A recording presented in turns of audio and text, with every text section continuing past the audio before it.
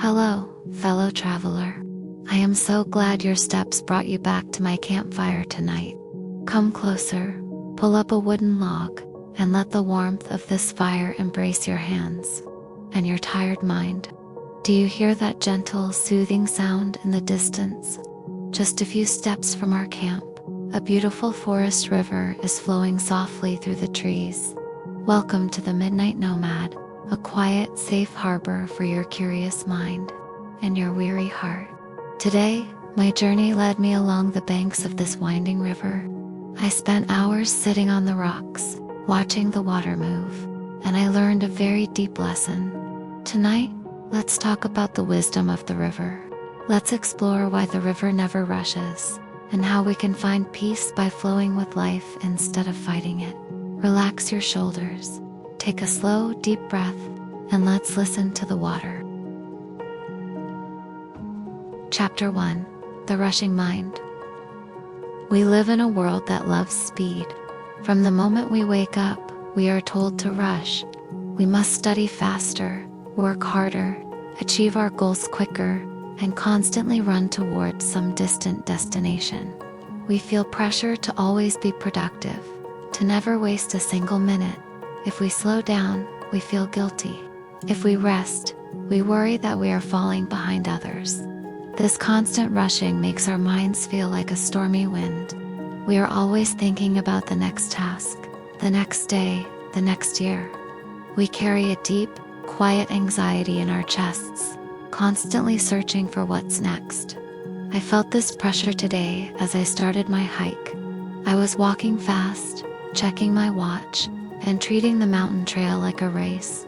My mind was cluttered, and my chest felt tight. I was physically in nature, but my mind was trapped in the speed of the world.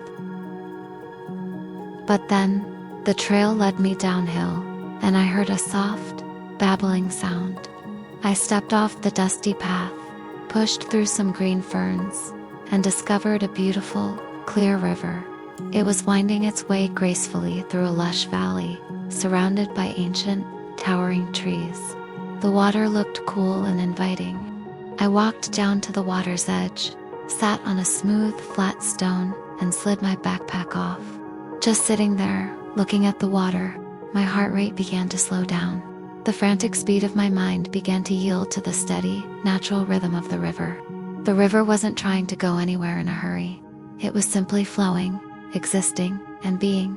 Sometimes, to heal our rushing minds, we just need to step off the fast lane of life and sit near something that flows naturally. Chapter 2: Water Always Finds a Way. As I watched the river, I noticed a giant, dark rock sitting right in the middle of the current. It was a massive obstacle, hard and unyielding. The water rushed toward the rock with steady force, but the river didn't crash into the rock and stop. It didn't fight the rock, get angry, or try to push it out of the way. Instead, the water did something incredibly beautiful. It simply curved. It yielded. It shaped itself around the rock, split into two gentle streams, and continued its journey downstream as if the obstacle was not even there. Over thousands of years, this soft, gentle water will actually wear down the hard rock, turning it into smooth, round pebbles. We can learn so much from this. When we meet obstacles in life, a difficult situation, a sudden change, or a hard person, we often try to fight them. We crash into them with anger and resistance, hurting ourselves. But the river teaches us a softer way. The Chinese philosopher Lao Tzu once wrote that water is the softest thing on earth, yet it can overcome the hardest obstacles. Being soft does not mean being weak. It means being flexible. It means being resilient. When life brings a sudden change that you cannot control, do not harden your heart. Do not fight the reality of what is happening. Like the river, learn to bend. Shape yourself around the obstacle. If you make a mistake while learning English, or if you face a setback in your career, do not punish yourself with harsh thoughts. Yield to the moment. Accept that the obstacle is there, and gently find a way around it. The river does not lose its identity because it has to bend around a rock. It is still the river. By learning to flow, you protect your peace and you keep moving forward. Softness is your greatest strength. Chapter 3: The Wisdom of Patience. Have you ever seen a river rush because it was afraid of being late? No, the river never rushes. It flows at its own perfect pace. In some parts of the mountain, where the slope is steep, the river cascades down in a wild, energetic waterfall. In other parts, where the land is flat, the river slows down, moving so gently that it looks almost still. But whether it moves fast or slow, the river never stops. It is always moving, steady and persistent. It does not worry about when it will reach the ocean. It trusts that the ocean is waiting for it downstream. We often lose our peace because we want to reach our destination immediately. We want to be fluent in English this month. We want to be successful this year. But growth takes time. Trust your own pace. You don't need to rush. You just need to keep flowing. While sitting on the riverbank, I picked up a few dry, golden autumn leaves from the ground. I held them in my hand, and then, one by one, I gently dropped them into the current. I watched them float. They didn't try to paddle. They didn't worry about where the river was taking them. They simply rested on the surface of the water, allowing the gentle current to carry them downstream. They trusted the flow. We can practice this trust in our daily lives. When you find yourself worrying about the future, imagine dropping your worries into the river. Let them float away, carried by the current of time. You do not have to control everything. You do not have to solve tomorrow's problems today. Put down your oars, let go of the struggle, and trust the flow of your life. Just like the leaf, you are being carried to where you need to go. Chapter 4: Embracing the Deep Pools. As I walked further downstream, the river widened and entered a deep, quiet pool. Here, the fast, sparkling current seemed to disappear. The water became dark green, deep, and incredibly still. If you looked at the surface, you might think the river had stopped moving completely, but it hadn't. Beneath the still surface, the water was still flowing, moving slowly, and gathering its strength in the deep pool before continuing its journey down the mountain. Sometimes, our lives enter a deep pool season. We feel stuck. We feel like nothing is happening. Our career is quiet. Our progress in English seems slow, and we feel a sense of stillness. We panic, thinking we are failing. But stillness is not stuckness. Stillness is where the river gathers its water. It is a necessary season of rest and preparation. While sitting by this quiet pool, I looked into the deep water. I could see small forest fish swimming calmly near the bottom. I could see the soft water plants swaying gently in the slow, hidden current. The deep pool was not dead. It was full of hidden life. It was a sanctuary for the creatures of the river to rest and grow. In your quiet seasons, do not lose hope. When your progress feels slow, remember that your roots are growing deeper in the silence. You are gathering your energy, consolidating your knowledge, and preparing your heart.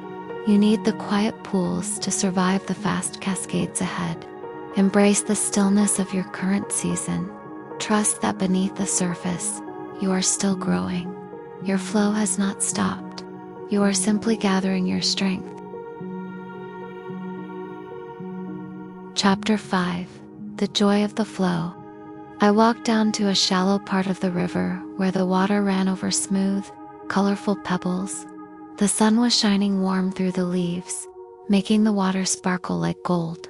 I knelt down, dipped my bare hands into the cool water, and splashed a little on my face. The cold water instantly woke up my skin, and I felt a sudden wave of simple joy. I sat there for a long time, just feeling the cool current run through my fingers, watching the light dance on the riverbed. In that moment, the rushing mind was completely gone. I wasn't thinking about the past. and I wasn't worrying about the future. I was completely present in the now. The river only exists in the present moment. Be like the river. Let go of the destination and enjoy the flow. As the water became calm again, I looked down and saw my own reflection in the clear surface of the pool.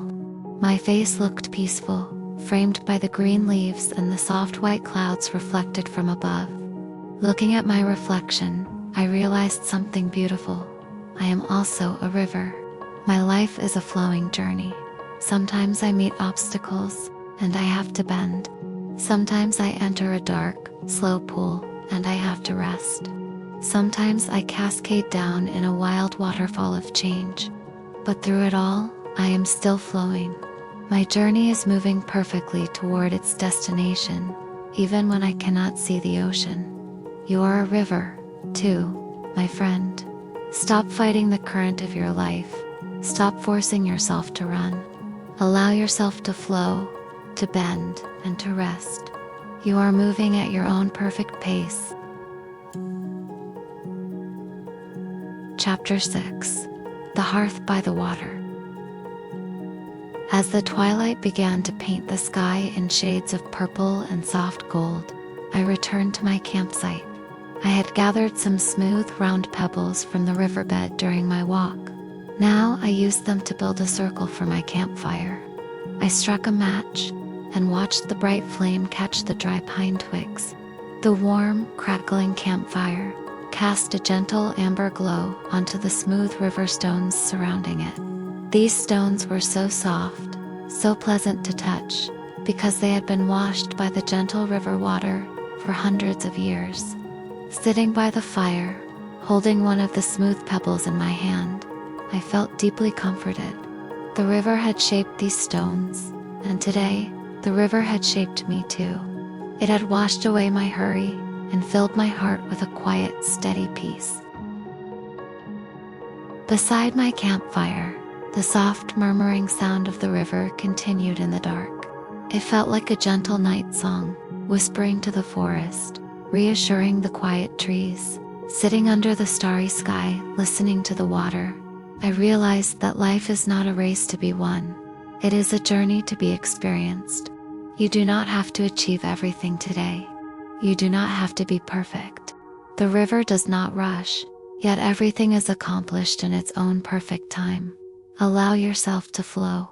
Trust that your path is carrying you to a beautiful destination, even when you cannot see it. My fellow traveler, let go of the hurry. Let go of the pressure. Let your heart rest tonight, lulled by the gentle song of the flowing water. You are exactly where you need to be. My fellow traveler, thank you so much for sitting by my campfire tonight, and for listening to the wisdom of the river with me. As you go on with your week, please carry this peaceful rhythm in your heart.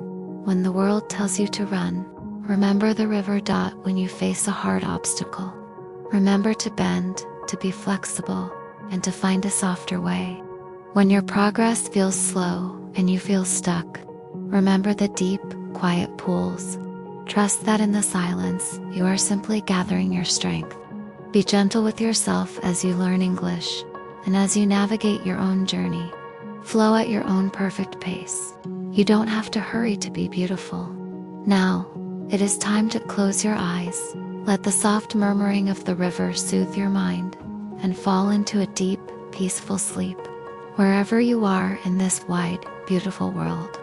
Sleep well, and dream of flowing rivers. Good night, friend, until our next campfire.